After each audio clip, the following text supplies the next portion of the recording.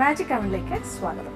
ഇപ്പോൾ നമ്മൾ വേനൽക്കാലത്തിലൂടെ കടന്നു പോയിക്കൊണ്ടിരിക്കുകയാണ്. അപ്പോൾ ഇപ്പോൾ എവിടെ ചെന്നാലും അല്ലെങ്കിൽ എല്ലാവർക്കും പറയാനുള്ള ഒറ്റ കാര്യമുള്ള എന്താണ്? ചൂട് ചൂട് ചൂട്, ഭയങ്കര ചൂടാണ്, നല്ല ദാഹമാണ്, പിന്നെന്താ നല്ല ക്ഷീണമാണ്. അപ്പോൾ അതൊക്കെ സത്യമാണ്. എങ്കിലും നമ്മൾക്ക് വളരെ പോസിറ്റീവായിട്ടുള്ളൊരു കാര്യം അല്ലെങ്കിൽ ഒരു നോട്ടിലൂടെ തുടങ്ങാം. കാര്യം ഇതൊരു യാഥാർത്ഥ്യമാണ്. നമ്മൾ എന്തായാലും വേനൽക്കാലത്തിലൂടെ കടന്നു പോകുമ്പോൾ ഇത്തരം അനുഭവങ്ങളുണ്ട്. അതുകൊണ്ട് തന്നെ ധാരാളം വെള്ളം കുടിക്കുക, പിന്നെ കഴിയുന്നിടത്തോളം സൂര്യതാപം ഏൽക്കാത്ത രീതിയിലുള്ള യാത്രകൾ, അങ്ങനെയൊക്കെ ചെയ്ത് കുറേയൊക്കെ നമ്മൾ സ്വന്തമായിട്ട് ഒരു ദിവസം തന്നെ 2-3 പ്രാവശ്യം കുളിക്കുക, ഇത്തരം കാര്യങ്ങളൊക്കെ ചെയ്യുക. അപ്പോൾ പേഴ്സണൽ ഹൈജീൻ വളരെ ഇമ്പോർട്ടൻ്റ് ആണ്. അതുപോലെ ധാരാളം ഈർപ്പം തരുന്ന അല്ലെങ്കിൽ ശരീരത്തിൽ നന്നായിട്ട് വെള്ളം കിട്ടുന്ന രീതിയിലുള്ള ഭക്ഷണം, കുറച്ച് ലൈറ്റായിട്ട് ഫുഡ് കഴിക്കുന്നത് നല്ലതാണ്. അപ്പോൾ കൂടുതൽ പാനീയങ്ങൾ കൂടുതലായിട്ട് ഉപയോഗിക്കുക. അപ്പോൾ അത്തരം കാര്യങ്ങൾ എന്തായാലും. പക്ഷേ നമ്മളുടെ ഒരു പോസിറ്റീവ് കാര്യങ്ങളുടെ കൂട്ടത്തിൽ ഒരുപാട് കാര്യങ്ങൾ വരുന്നുണ്ട്. കാര്യം ഈ സമ്മർ ഹോളിഡേയ്സ് എന്ന് പറയുന്നൊരു കാര്യവും എപ്പോഴാണ് വരുന്നത്? ഈ ഒരു വേനൽക്കാലത്തിൽ തന്നെയാണ് അല്ലേ? പൊതു അവധി കുട്ടികളെല്ലാം ഉറ്റുനോക്കുന്ന ഒരു കാര്യം കൂടിയാണ്.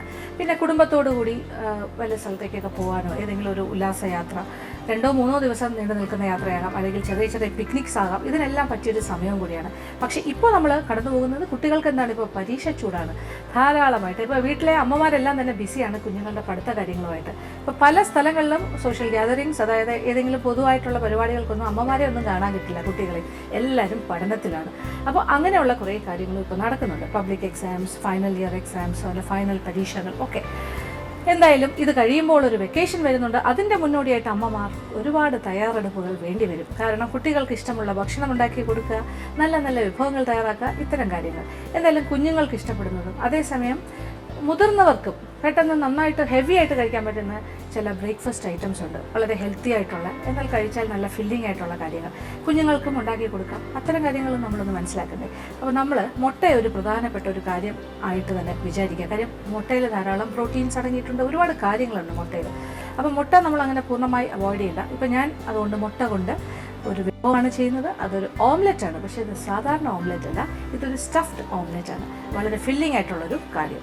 ഇതൊരു ഹോൾ എഗ്ഗിലാണ് ചെയ്യുന്നത്, മുഴുവൻ മുട്ടയിലാണ് ചെയ്യുന്നത്. പക്ഷേ കുറച്ച് ഹെൽത്ത് കോൺഷ്യസ് ആയിട്ട് കൂടുതൽ നമ്മൾ നോക്കുന്ന ആൾക്കാർ മുട്ടയുടെ വെള്ള മാത്രം എടുത്തും ചെയ്യാം, വൈറ്റ് ഓംലെറ്റ് വെച്ചിട്ടും ചെയ്യാം. എന്തായാലും നമ്മളുടെ സ്റ്റഫ്ഡ് ഓംലെറ്റ് എങ്ങനെയാണ് തയ്യാറാക്കുന്നത് നോക്കാം. ഇതിന് വേണ്ട ചേരുവകൾ എന്തൊക്കെയാണെന്ന് നോക്കാം. സ്റ്റഫിങ്ങിന് വേണ്ട ചേരുവകൾ: എണ്ണ 1 ടേബിൾ സ്പൂൺ, വെളുത്തുള്ളി ചെറുതായി നുറുക്കിയത് 1 ടേബിൾ സ്പൂൺ, പാലക്കിൻ്റെ ഇല ചെറുതായി നുറുക്കിയത് 1.5 കപ്പ്, ചിക്കൻ സോസേജ് വട്ടത്തിനുള്ള കഷ്ണങ്ങളായി മുറിച്ചത് 1 കപ്പ്, ഉപ്പ് ആവശ്യത്തിന്, മുട്ട 5 എണ്ണം, വലിയ സവാളയാണെങ്കിൽ 1ന്റെ പകുതി, ചെറുതാണെങ്കിൽ 1 സവാള തന്നെയാകാം, കുരുമുളക് പൊടി 1 ടീസ്പൂൺ, ചീസ് 2 ക്യൂബ്സ്. ഇനി വൈറ്റ് സോസിന് വേണ്ട ചേരുവകൾ: വെണ്ണ 2 ടേബിൾ സ്പൂൺ, മൈദാമാവ് 2 ടേബിൾ സ്പൂൺ, പശുവിൻ പാൽ 1.5 കപ്പ്, ഉപ്പ് ആവശ്യത്തിന്, പാല് 1/4 കപ്പ്. അടുപ്പ് കത്തിച്ചിട്ട് ചൂട് കെട്ടുള്ളൊരു പാത്രം, അതിലേക്ക് ആദ്യം നമ്മൾ ഒരു 2 ടേബിൾ സ്പൂൺ വെണ്ണ, അപ്പോൾ ഏകദേശം ഒരു 50 ഗ്രാംസ് എന്ന് പറയാം, 50 ഗ്രാമോളം വെണ്ണ. അപ്പോൾ വെണ്ണ ഉരുകി തുടങ്ങി. മൈദാമാവെല്ലാം ഞാൻ അളന്ന് വെച്ചിരിക്കുവാണ്, കറക്റ്റ് 2 ടേബിൾ സ്പൂൺ. ഇതൊന്ന് ഉരുകിയിട്ട് അതിലേക്ക്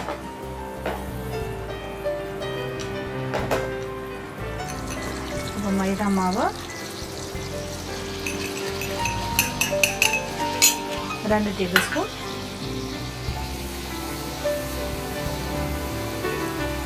അപ്പോൾ ഇതിങ്ങനെ പതഞ്ഞ് വരുന്നതുണ്ടല്ലോ, ഇതാണൊരു പാകം. നല്ല മൂത്ത്, പക്ഷെ നിറം മാറാൻ പാടില്ല, നല്ലൊരു മണം വരണം, മൂക്കുന്നൊരു മണം. ഒരല്പം ഉപ്പും കൂടി ചേർത്ത് കൊടുക്കാം.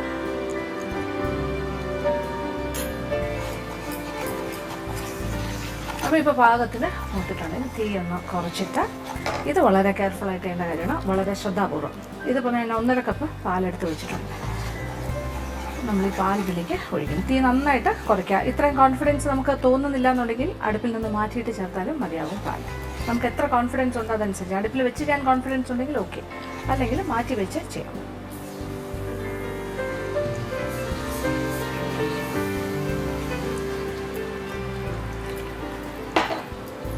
തീ കൂട്ടി കൊടുക്കാം. അപ്പോൾ അടുപ്പിൽ നിന്ന് മാറ്റിയാണ് ചെയ്യുന്നതെങ്കിൽ രണ്ടാമത് ഒന്ന് മിക്സ് ചെയ്തിട്ട് വീണ്ടും അടുപ്പിലേക്ക് വെച്ചിട്ട് ഇങ്ങനെ ഇളക്കി കുറുക്കി വെക്കണം.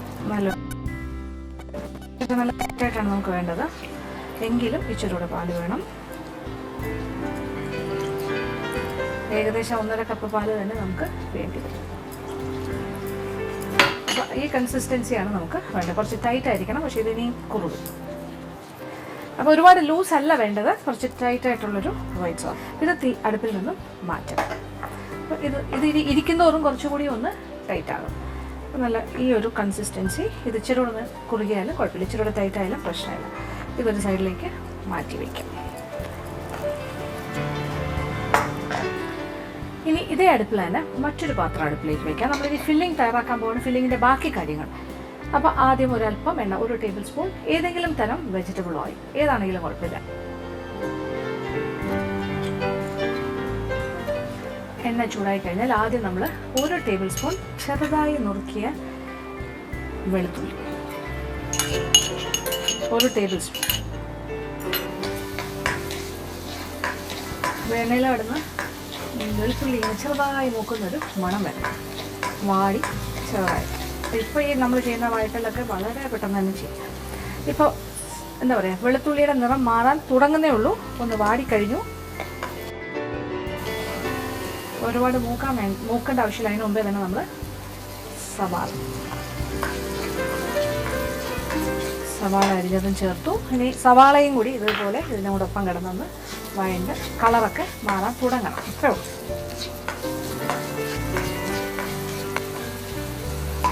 നല്ലൊരു മണമൊക്കെ വന്നു തുടങ്ങി. ഇനി ഇതിലേക്ക് നമ്മൾ സോസേജ് എന്ന് പറയുമ്പോൾ ചിക്കൻ സോസേജ് വാങ്ങാൻ കിട്ടും പാക്കറ്റിൽ. അതെടുത്തിട്ട് ഒരു 6 എണ്ണം എടുത്ത് ഇങ്ങനെ ചെറിയ വട്ട കഷ്ണങ്ങളാക്കിയാൽ ഏകദേശം 1 കപ്പോളം കാണും. സോസേജിൻ്റെ വലിപ്പം അനുസരിച്ചിട്ട് എന്തായാലും വട്ടത്തിന് അരിഞ്ഞ് കഴിയുമ്പോൾ 1 കപ്പോളം ആകാം. ഇനി ഇതിൻ്റെ അളവും കൂടിയ കുറഞ്ഞ കുഴപ്പമൊന്നുമില്ല, ഉള്ളതുപോലെയൊക്കെ ചേർക്കുക. സോസേജും കൂടി ചേർത്തു. ഇതിൻ്റെ കൂടെ ഒരല്പം ഉപ്പും കൂടി ചേർക്കാം.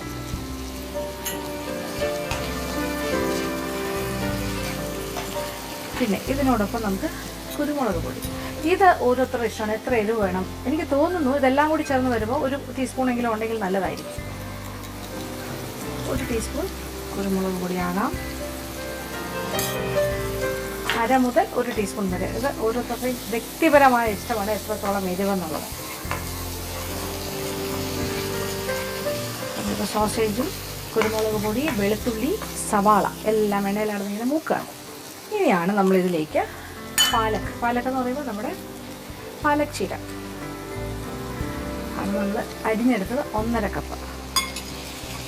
ഇത് വാടി കഴിയുമ്പോൾ ഒന്നും ഇല്ലാണ്ടാകും, അത്രേ ഉള്ളൂ. അതും കൂടി ചേർക്കാം. ഇനി പാലക്ക് കിട്ടിയില്ല എന്ന് വെക്കുക. അങ്ങനെയാണെങ്കിൽ നമുക്ക് ഇഷ്ടപ്പെട്ട വേറെ എന്തെങ്കിലും ഇലയാകാമല്ലോ. അപ്പോൾ മുരിങ്ങ ഇലയാകാം, അതല്ലെങ്കിൽ പലതരം ചീരയുണ്ട്, അതാകാം. ഇതെല്ലാം നമ്മൾക്ക് കഴിക്കാൻ പറ്റിയ കാര്യങ്ങൾ തന്നെയല്ലേ. അത് ഏതെങ്കിലും ആവും. അതെ നോക്കൂ, പാലൊക്കെ വാടിക്കഴിഞ്ഞപ്പോൾ ഒന്നുമില്ല, അത്രയ്ക്കേ ഉള്ളൂ.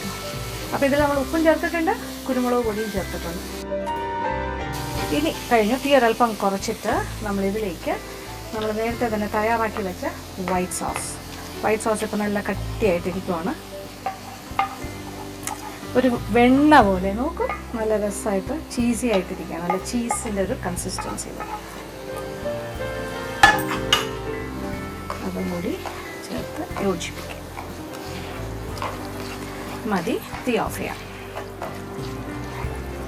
അപ്പോൾ നമ്മുടെ ഓംലെറ്റിന് വേണ്ട ഫില്ലിങ് ഇവിടെ റെഡിയാക്കാം. അപ്പോൾ ഇതിൻ്റെ ഉപ്പ് കാര്യങ്ങളെല്ലാം നോക്കുക. എന്ത് കുറവുണ്ടെങ്കിലും ഈ ഒരു സ്റ്റേജിൽ ചേർക്കാം. പിന്നെ ഇനി ഒരു ഇറ്റാലിയൻ ടേസ്റ്റൊക്കെ വേണമെന്ന് തോന്നുകയാണെങ്കിൽ വേണമെങ്കിൽ ഒരല്പം ഒറിഗാനോ അല്ലെങ്കിൽ ഏതെങ്കിലും ഡ്രൈഡ് ഹെർബ്സ്, അതല്ലെങ്കിൽ പാസ്ലി ഇല ഉണ്ടെങ്കിൽ അത് അരിഞ്ഞത് ഫ്രഷ് ആയിട്ടുള്ളത് എന്ത് വേണമെങ്കിലും ആകാം. ഫ്ലേവറിങ് എല്ലാം നമ്മളുടെ ഇഷ്ടത്തിന്. അപ്പോൾ ഇതൊരു പാത്രത്തിലേക്ക് മാറ്റാം. അപ്പോൾ നമ്മുടെ ഫില്ലിങ് റെഡി ആയി കഴിഞ്ഞു. ഇനി നമ്മൾ എന്താ ചെയ്യാൻ പോകുന്നത്? ഇത് സ്റ്റഫ്ഡ് ഓംലെറ്റ് ആണ്. അപ്പോൾ ഓംലെറ്റിന് വേണ്ട കാര്യങ്ങൾ ചെയ്യാം. അപ്പോൾ ഒരു 5 മുട്ട ഇവിടെ റെഡിയാക്കി വെച്ചിട്ടുണ്ട്. നമ്മളൊരു സാധാരണ ഓംലെറ്റ് അല്ല ഉണ്ടാക്കുന്നത്. അപ്പോൾ മുട്ടയുടെ മഞ്ഞയും വെള്ളയും വേർതിരിക്കാൻ പോവാണ്. അപ്പോൾ ഓരോന്നായിട്ട് എടുത്തിട്ട് നമുക്ക് നമ്മുടെ കോഴിക്കുഞ്ഞിൻ്റെ സഹായത്തോടു കൂടി എഗ് സെപ്പറേറ്ററാണ്, അത് വെച്ചിട്ട് നമുക്കിനി ഓരോന്നായിട്ട് മാറ്റാം. വെള്ള വേറെ, മഞ്ഞ വേറെ.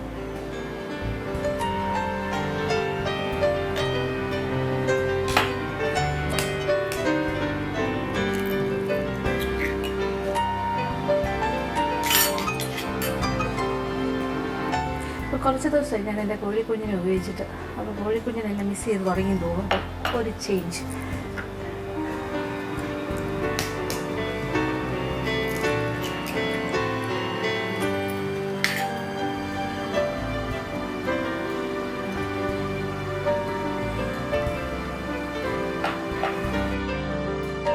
അപ്പോൾ ഇനി നമ്മൾക്ക് മുട്ട രണ്ടായിട്ട് വേർതിരിച്ച് കഴിഞ്ഞു. മഞ്ഞ ഞാൻ പ്രത്യേകം വെച്ചിട്ട് ചെറുതായിട്ടൊന്ന് സ്പൂൺ കൊണ്ട് ഇങ്ങനെ ആക്കിയിട്ടുണ്ട്. കാര്യം അതിൻ്റെ മേളിലൊരു സ്കിൻ ഫോം ചെയ്യും, അല്ലെങ്കിൽ അങ്ങനെ തന്നെ വെച്ചിരുന്ന പെട്ടെന്ന് ചെയ്തില്ലെങ്കിൽ. ഇതിപ്പോൾ നമ്മൾ 5 മുട്ടയുടെ വെള്ള, ആദ്യം നമ്മൾ മുട്ടയുടെ വെള്ളയൊന്ന് പതപ്പിക്കാൻ പോവുകയാണ്. വേറൊരു പാത്രത്തിലേക്ക് മാറ്റാം. എപ്പോഴും നമ്മൾ മുട്ടയുടെ വൈറ്റൊക്കെ പതപ്പിക്കുന്ന സമയത്ത് അത് പതപ്പിക്കുന്ന പാത്രം ഒന്ന് ചെറുതായി ചൂടാക്കിയാൽ വളരെ നല്ലതാണ്, പെട്ടെന്ന് തന്നെ പതഞ്ഞെടുക്കും. അപ്പോൾ നമുക്കൊരു ഹാൻഡ് ബ്ലെൻഡർ വെച്ചിട്ട്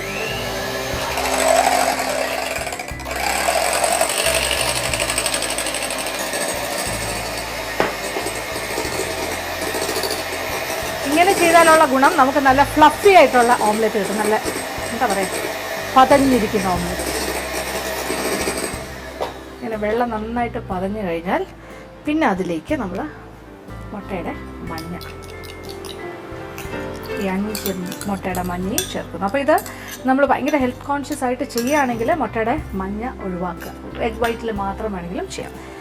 ഇനി ഇതിൻ്റെ കൂടെ നമുക്ക് ഇച്ചിരി ഉപ്പ് വേണമെങ്കിൽ ചേർക്കണം. വേണമെങ്കിലല്ല, എന്തായാലും വേണം, ഉപ്പ് എന്തായാലും വേണമല്ലോ, ഓംലെറ്റിനുള്ള ഉപ്പ്. പിന്നെ ഒരു 1/2 ടീസ്പൂണോളം കുരുമുളക് പൊടി, വൈറ്റ് കളറാകാം അല്ലെങ്കിൽ ബ്ലാക്ക് ആകാം. എന്നിട്ട് വീണ്ടും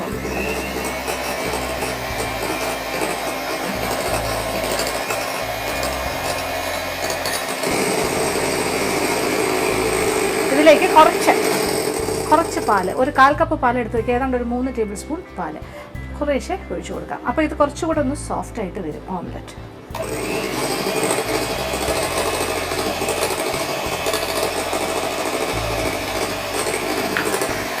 അപ്പോൾ 2-3 ടേബിൾ സ്പൂൺ പാല് മാക്സിമം, അതിൽ കൂടുതൽ വേണ്ട. ഇതെല്ലാം കൂടി ചേർത്ത് റെഡി ആയി കഴിഞ്ഞു. ഇനി നമ്മൾ ഓംലെറ്റ് 2 ഓംലെറ്റാണ് നമ്മൾ തയ്യാറാക്കാൻ പോകുന്നത്. അപ്പോൾ ഇനി നമുക്ക് ഓംലെറ്റിനൊരു ഫ്രൈയിങ് പാൻ അടുപ്പിൽ വെച്ചിട്ട് അല്പം എണ്ണ അടുപ്പ് കത്തിച്ചിട്ടുണ്ട്. എണ്ണ ഒന്ന് ചുറ്റിച്ചു കൊടുക്കാം.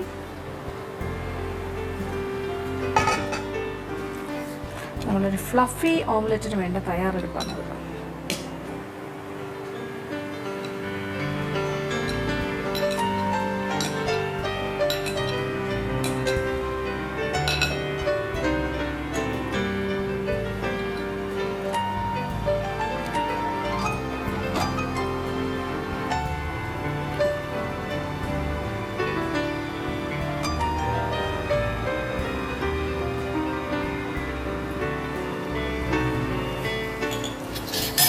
തീ അല്പം കുറയ്ക്കുക. എന്നിട്ട് നമ്മൾ തയ്യാറാക്കി വെച്ചിരിക്കുന്ന ഫില്ലിംഗ്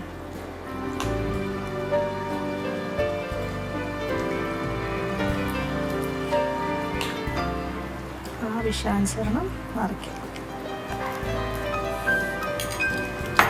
എന്നിട്ട് ഇതിനെ ഒന്ന് ഫോൾഡ് ചെയ്യും.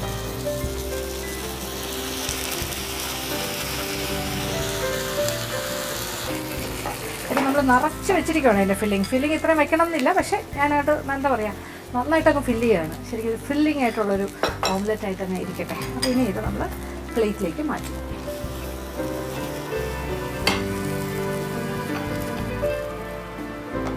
അങ്ങനെ നമ്മുടെ സ്റ്റഫ് ഓംലെറ്റ് ഇവിടെ റെഡിയായി കഴിഞ്ഞു. അപ്പോൾ നിറച്ച് സ്റ്റഫിങ് ആയിട്ടിരിക്കുവാണ്. ഇതിൻ്റെ 2 സൈഡിലും മുട്ടയാണ് അതിൻ്റെ കവറിങ്. ഈ രീതിയിലാണ് നമ്മൾ സ്റ്റഫ്ഡ് ഓംലെറ്റ് തയ്യാറാക്കുക. അപ്പോൾ ഇതൊരു സൈഡിലേക്ക് മാറ്റി വയ്ക്കുക. എന്നിട്ട് നമുക്ക് രണ്ടാമത്തെ ഓംലെറ്റ് തയ്യാറാക്കാം.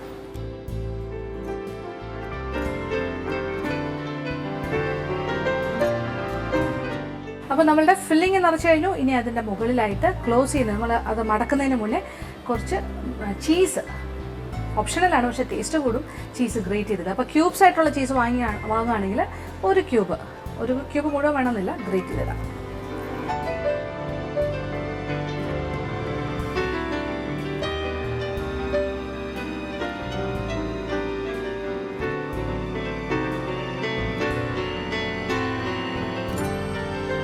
അപ്പോൾ ഇത് നമ്മളൊരു നോൺ വെജ് വേർഷനാണ് ചെയ്തത്.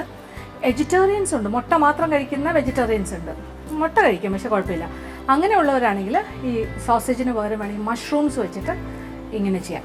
അത് ഓരോരുത്തരുടെ ഇഷ്ടമാണ്. മഷ്റൂം നല്ലൊരു പിന്നെ സബ്സ്റ്റിറ്റ്യൂട്ടാണ് സോസേജിന്. അങ്ങനെ വേണമെങ്കിലും ചെയ്യാം. അങ്ങനെ നമ്മളുടെ സ്റ്റഫ്ഡ് ഓംലെറ്റ് രണ്ടും റെഡി ആയി കഴിഞ്ഞു. ഒട്ടും പാടില്ല, വളരെ ഈസിയാണ്. പിന്നെ ഈ സ്റ്റഫിങ് ഇങ്ങനെ പുറത്തേക്ക് ഇങ്ങനെ തള്ളി നിൽക്കുന്ന കാണുന്നത് തന്നെ ഒരു സുഖമല്ലേ കൊടുക്കുമ്പോൾ. അത്രയ്ക്ക് നമ്മൾ ഫില്ല് ചെയ്തു എന്നുള്ളതാണ് അർത്ഥം. ആദ്യത്തെ നമ്മൾ കുറച്ച് ചെറുതാണ് compare to the second one. രണ്ടാമത്തത് കുറച്ചുകൂടി വലുതാണ്. എന്തായാലും ഒരു കാര്യം മനസ്സിലായി, ഈ 5 മുട്ടയിൽ നിന്നും വേണമെങ്കിൽ ഈ ഒരു ആവറേജ് സൈസിൽ വേണമെങ്കിൽ 3 എണ്ണം വരെ തയ്യാറാക്കാം. അപ്പോൾ ഫില്ലിങ് 3 ഡിവൈഡ് ചെയ്താൽ മതി. ഈ മുട്ട 3 ഓംലെറ്റ് ഉണ്ടാക്കുക, ഫില്ലിങ് 3 ചെയ്യാം. അങ്ങനെയും ചെയ്യാം. അതല്ലെങ്കിൽ നല്ല ജയൻറ്റ് സൈസിലെ ഒരു എന്താ പറയുക സ്റ്റഫ്ഡ് ഓംലെറ്റും ഒരു മീഡിയം സൈസിലെ സ്റ്റഫ്ഡ് ഓംലെറ്റും തയ്യാറാക്കി കൊടുക്കാം. ഇതൊന്ന് അച്ഛന്, ഇതൊന്ന് അമ്മയ്ക്ക്, ആ രീതിയിൽ വേണമെങ്കിൽ. കുട്ടികൾക്കാണെങ്കിൽ ഒരുപോലത്തെ 3 സ്മോൾ സൈസ്. എന്തായാലും ഇതുണ്ടാക്കാൻ വളരെ എളുപ്പം. ഇത് ഒരെണ്ണം കഴിച്ചാൽ മതി. ഇതിൻ്റെ കൂടെ ഒരു സ്മൂത്തിയും കൂടെ കഴിച്ചു കഴിഞ്ഞാൽ വയറ് ഫുൾ. അപ്പോൾ രാവിലെ ജോലിക്ക് പോകുന്നതിന് മുമ്പ് അല്ലെങ്കിൽ സ്കൂളിൽ പോകുന്നതിന് മുമ്പ് ഇത്തരം ഒരു കാര്യം ഉണ്ടാക്കി കൊടുക്കുക. ഒരു സ്മൂത്തി, ഒരു നല്ലൊരു ഫ്രൂട്ട് സ്മൂത്തിയും ചെയ്ത് കൊടുത്താൽ വേറെ ഒന്നും വേണ്ട, നല്ല ഹെൽത്തി ആയിട്ടുള്ളൊരു ബ്രേക്ക്ഫാസ്റ്റ് ആയി. അന്നത്തേക്ക് എന്താ പറയുക, ഉച്ചവരെ നല്ല എനർജറ്റിക് ആയിട്ട് ജോലി ചെയ്യാൻ സാധിക്കും. അത് ഒന്ന് ട്രൈ ചെയ്ത് നോക്കട്ടെ. തീർച്ചയായിട്ടും പരീക്ഷിക്കുക. എല്ലാവർക്കും ഇഷ്ടം.